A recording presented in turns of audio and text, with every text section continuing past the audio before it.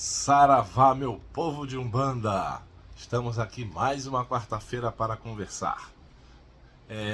A resposta que eu tenho tido sobre o canal tem sido muito boa, graças a Deus, né? Então é um sinal de que eu não tenho falado nenhuma besteira assim a ponto de ofender ninguém, nem é meu objetivo, nem minha pretensão. Mas o assunto que eu trago hoje talvez seja um pouco mais chato, um pouco mais delicado, pode suscitar um pouco mais de controvérsias, mas nós estamos aqui para conversar, né? Eu tenho visto nas redes sociais, como todo mundo faz, né? Todo mundo vê as suas redes sociais, vê os vídeos que as pessoas postam, os comentários, as conversas. Eu tenho visto algumas coisas sobre a Umbanda e a pergunta que eu faço: gente, o que é Umbanda? Né? Estão discutindo tantas coisas, tantos detalhes, para mim, que são menos importantes do que muita coisa que está acontecendo com a nossa Umbanda, que é um pedido que eu faço: por favor, vamos discutir menos esses detalhes, né? Eu vi no outro dia várias pessoas falando sobre culto a orixá na Umbanda, que não tem culto a orixá na Umbanda. O que é culto a orixá? É alimentar o orixá, como se faz no candomblé, por exemplo, ou em outras denominações religiosas? Porque se é só isso, então talvez a palavra não seja correta, porque cultuar orixá, é não cantar para orixá baixar no terreiro. Nós sabemos que nem no candomblé, nem em lugar nenhum o orixá baixa, né? A força de um orixá é tamanha que um corpo físico, material como o nosso, não receberia essa energia. Então, o que acontece são falangeiros que se aproximam de nós, que nos tomam na emoção e que a gente saúda, se cultuar é saudar, né? A gente saúda o orixá. Porque se não for isso, gente, o que a gente faz com uma pessoa que chega na nossa casa e quer saber qual é o pai e a mãe de cabeça? Aí a gente fala: você é filho de Xangô, você é filho de Iemanjá. São orixás, então como não se cultua orixá? Então eu realmente não sei. É a pergunta que eu faço: o que é cultuar o orixá? Né? Porque a Umbanda tem os seus orixás. A Umbanda tem o seu altar, o seu congá, com figuras muitas vezes cristãs, católicas, com o sincretismo de Oxalá no centro, com os braços abertos, São Jerônimo, Xangô e por aí vai. Né? Eu tenho visto discussões de: na Umbanda não se faz isso, na Umbanda não se faz aquilo, na Umbanda se faz assim, na Umbanda... Gente, a pergunta principal é: o que uma casa, para ser de Umbanda, tem que fazer? Que é prestar o amor e a caridade. Se a Umbanda trabalha com as duas linhas mestras, a esquerda e a direita, e trabalha com a caridade, atendendo a alguém que vem à casa na hora de um socorro, falar com um preto velho, falar com um caboclo, falar com um Exu, e sai dali melhor do que ela entrou, isso é Umbanda. Por favor, vamos falar menos sobre: porque na Umbanda não se toca adijá, na Umbanda não se tem atabaque, na Umbanda... Por favor, isso é pequeno perto do que estão fazendo e dizendo que estão chamando de Umbanda. E isso é mais sério. E isso nós não podemos nos calar. Se eu vou a um terreiro de Umbanda e o pai, o zelador, toca o adijá, mas eu vejo que o trabalho ele faz um trabalho sério, as entidades firmes, a firmeza do altar, você sente essa energia, porque quem é médium, quem é sensitivo, sente a energia do local, sente a seriedade das pessoas, o envolvimento, o amor.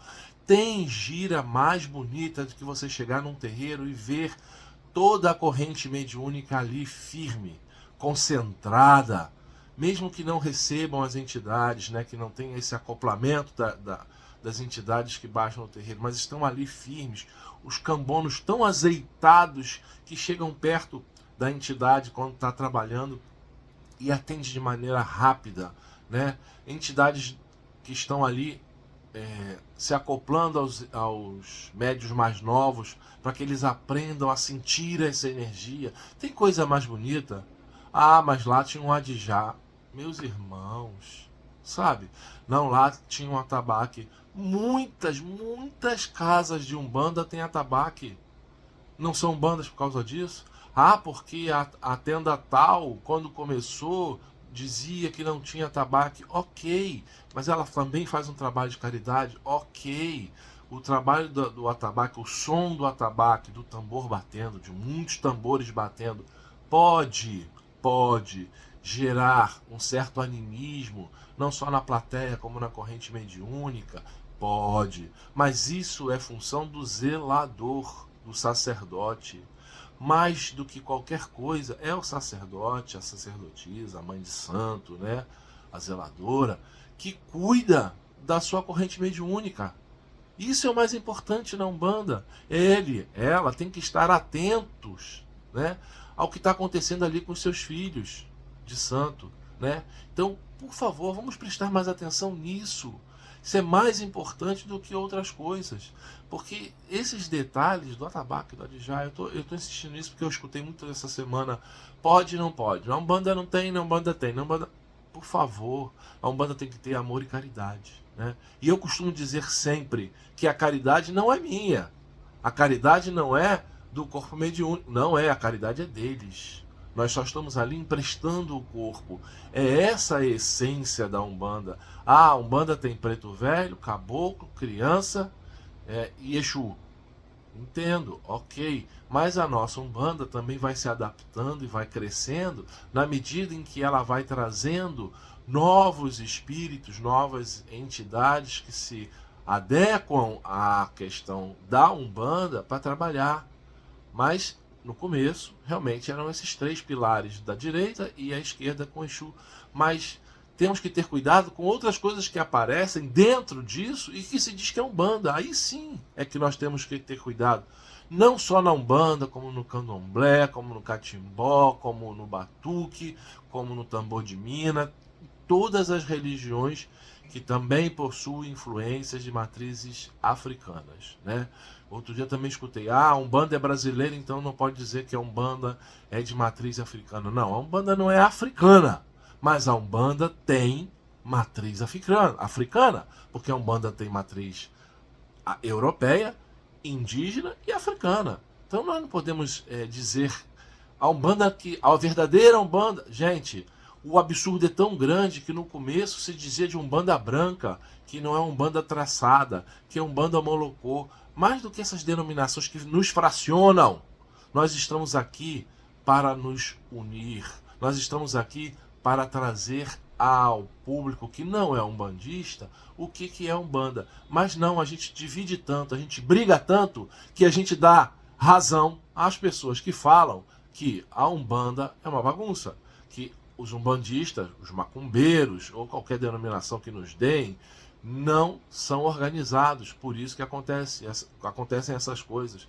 Ah, porque outro dia vi mesmo um pai de santo que parece que abusava, acho que era de Candomblé, de filhos recolhidos no Roncó, né? Mas isso nós temos na igreja católica, isso nós temos nas igrejas protestantes, nas evangélicas, isso nós temos em qualquer religião do Brasil e do mundo, porque isso é do ser humano. Qualquer religião é um aglomerado de homens. E como homens, sujeitos a todos os limites, a todos os defeitos, ao pecado, se acreditam em pecados, os mais cristãos acreditam em pecado, né? Do ser humano, das falhas humanas, do caráter humano, não das divindades, não desse panteão maravilhoso de deuses, não de nossos amados instrutores, não dos pretos velhos, caboclos, hereis, baianos. Não, não. Então vamos ter atenção. Esse é o meu alerta de hoje. O que é a Umbanda, né?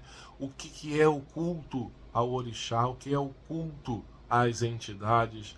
Vamos prestar atenção no que está acontecendo dentro da Umbanda, o que estão chamando de Umbanda, e que tem acontecido. Eu tenho visto coisas bastante desagradáveis, que não são bandas. Não sou eu que vou dizer também, é o que eu costumo dizer. Não é um pedacinho de um vídeo que vai me dizer que aquilo é uma marmotagem ou não. porque eu não conheço a história da casa, eu não conheço a formação da casa. Eu vi no outro dia uma mãe de santo respondendo a isso, que passaram um vídeo sobre um pedacinho que estava acontecendo na casa dela e alguém criticou, e ela veio a público dizer: você venha à minha casa, conhecer a minha casa, antes de falar sobre esse fragmento mínimo de minutos, porque a minha casa tem uma história de 30 anos, 40 anos, mesmo que sejam de 10 anos. Nós temos que estar preocupados com a formação dos sacerdotes de Umbanda. Tem gente aí formando sacerdote a rodo. Não estou dizendo que está certo nem que está errado, mas o que é um sacerdote? O que é um pai de santo, uma mãe de santo, uma zeladora de santo? Isso sim é que nós temos que ter cuidado. Nós temos que prestar atenção como um pai de santo, uma mãe de santo, na hora de uma sessão, de uma gira, trabalha junto dos seus médios, o que ela faz com as entidades que estão descendo, o que ela faz com aqueles que estão aprendendo a incorporar ainda. A incorporação é muito balançada, menos balançada, isso é o de menos. Tem gente que faz prosopopeia para poder receber santo, tem gente que recebe santo de uma forma tão tranquila, como também na hora de ir embora. Isso é o de menos. Qual é o resultado disso dentro do terreiro? Qual é o resultado disso na assistência que vai ali com a lágrima no olho e sai com um sorriso na boca? Isso é importante, isso é bonito, isso é Umbanda. Como diz o hino, esse hino tão bonito, né, da nossa Umbanda, que muita gente diz que tem versos que não consegue fazer na vida, então não cantaria. Gente, o verso é para que a gente possa aprender. Eu sempre digo, mais do que ajudar alguém quando eu estou em trabalho mediúnico, eu estou me ajudando em primeiro lugar. Então, vamos ficar atentos para não ficar na picuinha, na fragmentação, na discussão de detalhes, quando o importante é aquela casa traz alegria, traz sensação boa para quem vai ali na hora de desespero, que procura a macumba. Quem está em situação de desespero, sim. Procura a macumba quem está precisando de ajuda e depois que recebe ajuda, às vezes vira as costas e vai embora.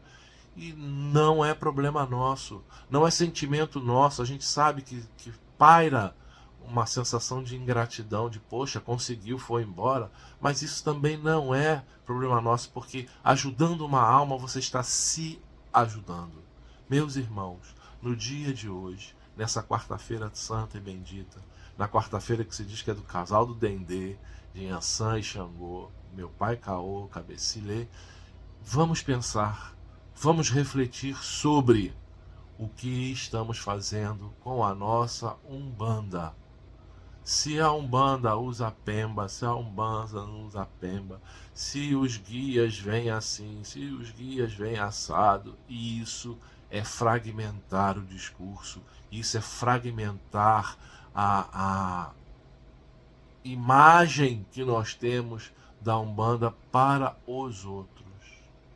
Então, que a sua casa preste sempre o auxílio, que a sua casa transpareça, transmita amor entre a sua corrente mediúnica, que a pessoa que nunca foi à sua casa, quando entre na sua casa, se sinta bem, se sinta abraçada, acolhida. Isso é Umbanda.